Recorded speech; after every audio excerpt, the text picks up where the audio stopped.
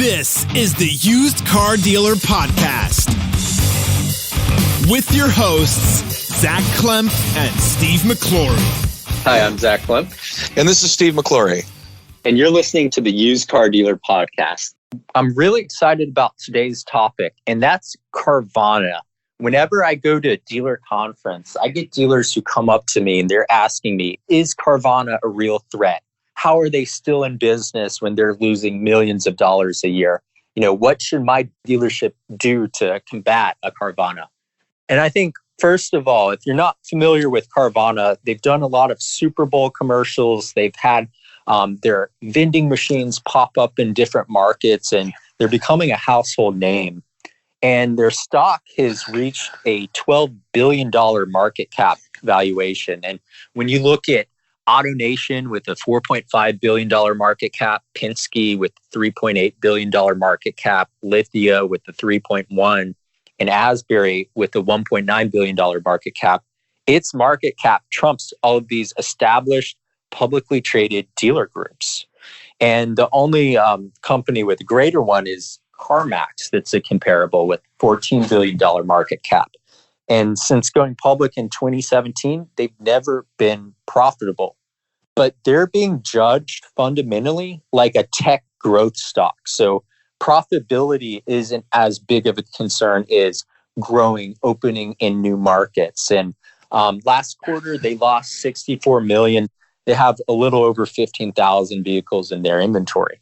And they're definitely becoming a large used car dealer online store. But there are other players like Shift and Vroom, which collectively have raised $1.6 billion, including Carvana. So the whole concept of the online used car dealership is definitely, picking up steam with investors. And Steve, curious your thoughts on Carvana.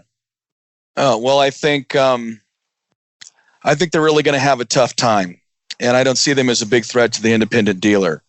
They got a lot of problems right now. I mean, we're talking used cars, and delivering used cars is not an easy thing to do at a retail level, let alone the sight unseen model that they're using. Although innovative, seems to me more of a fad, because when you look at the comparables, Zach, price. So I looked at some vehicles on Carvana and I compared it to some local markets. Okay, Cars.com, Car Gurus. What do you think I found? I couldn't believe how far priced they were out of the market. I mean, by thousands. You could get a better model, less miles. I thought, wow, what are they into this car for? Why would they price it so high? Everybody knows, the independent dealer has figured this out, right? When I'm looking at these Car Gurus, and the independent dealer every time is beating Carvana by thousands, because the U.S. used car market's very efficient. And if we're all buying the cars at the same place, right? I don't get it. Why? I guess people are just paying more money. They're afraid to negotiate. Maybe it's a novelty. They talk about delivering cars, Carvana. Independent dealers do that every day. Doing the transactions online, there's digital retailing tools out there. Zach, how many cars have they sold, this year total? 50,000, 60,000? I don't know. A little over 70,000. Okay, 70,000. And there was 30 million sold last year between independent dealers and franchises selling used cars. It's a very small section of the market. Now it is growing, right? But I don't know. It just seems to me that the losses are so heavy. I don't see the big terrific advantage. And if you read their reviews, you go to Yelp, not their website where it reads like the Moscow Times, right? But you go to Yelp, it's not real complimentary. Hey, give it to them to be innovative, but ultimately the car market, I think, has figured itself out. You're paying more money for that car as a consumer. I'm just trying to understand the gain. It seems like a novelty. Yeah, it definitely appeals to a certain segment of the market. The vehicles that they're selling oftentimes are like new, couple of years old, accident free. And really, this isn't, the common vehicle on. Oh, but hold on. Let me comment on that. And I read a lot of reviews. I really did. And anyone that's I worked at a CarMax store, Zach, that we did 1,000 per month. True story. Used cars, Laurel, Maryland. And I can tell you, we had about a 6% return rate. So 60 cars would come back, 1,000 sold, right? And then now they have return policy too with Carvana, but it was such a smoother process. And when you're dealing with used cars, I mean, everyone wants to say they have a better used car, but what are they really doing different to make that car unique? I don't think they're doing anything different that the independent dealer doesn't do today. So if you read those reviews, that's what it basically tells you. It's not they don't have that great of a quality play as they like to advertise, and not to take away from them. It's just I'm trying to get to the facts, Yeah, but where I was going with that was that they're targeting millennial Gen Xers, consumers who are more comfortable buying online. They don't want to have the friction of the negotiation process, and a smaller segment of the overall used car market, to your point. Yeah, it's going to continue to grow. So but are they really doing anything that much different? And they're losing so much money. It's a tough one for them to figure out right now, I'm sure.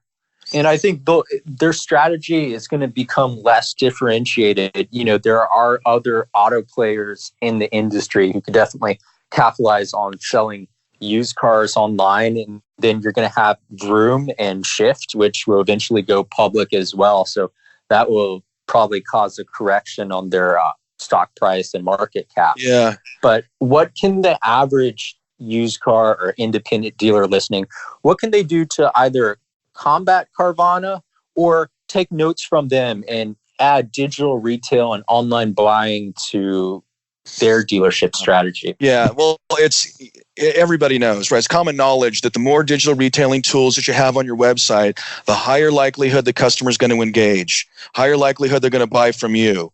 You got the slick tools, the upgraded, payment calculator that can give a series of term options, very easy for the customer to manipulate.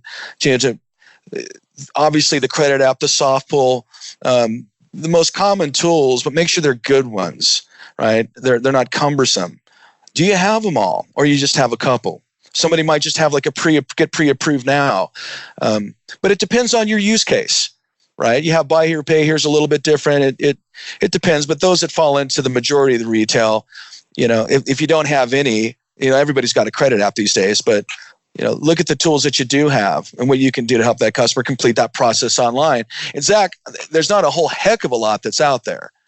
Due to different signature laws. But some of the basics, right, from the really calculating payment, being able to figure out what the cost of the deal or the car deal is going to be for them, ultimately, putting it all right there in easy format seems to be the winning formula. It's not rocket science. There are also e-commerce like tools for dealers if they want to have that checkout Carvana like experience, e-commerce type on their website. They have solutions out there. And, seldom do I see used car dealers right now. Mostly it's franchise or new car dealers that are leveraging some of those digital retail e-commerce checkout like tools. Mm-hmm. What are your thoughts on them? Well, it depends on what's your customer profile and what's your business type. Now, for your Highlines, your exotics, your premium brands, the customers like that. They're more accustomed to it. They're more likely to use it. A lot of the independent auto dealers I speak with, right, they're more into, look, we've got a lot of non-prime we deal with, 80% or more. And what is the most important thing to that customer? Getting approved, right? Right. And do you have even some basic pre-approval stuff on your site already? That, they just put in some basic information on a soft pull, you're approved, come on in. There's a lot of things you can do. And many dealers do them. Sometimes they don't pay close enough attention to them. So it's probably, good time to revisit it. Yeah, no, I couldn't agree more. And I guess to wrap things up, my thoughts for dealers listening are one that, Carvana is going to be one of many players in the space who will sell vehicles online. And comparing yourself to a Carvana, it's an apples and oranges comparison. They're able to lose money and fundamentally be judged on growth, while the average used car dealer, they need to make a profit, of course. And, there are solutions out there for digital retail products, but, make sure if, you have a $99 a month website, you might want to think about it again before adding a digital retail product, because you don't want to put $10,000 rims on a $5,000 car, if you will. What are your thoughts, Steve? No, couldn't agree more. Well, until next time, I'm Zach Klempf. And this is Steve McClory. Keep fighting the good fight. Thank you.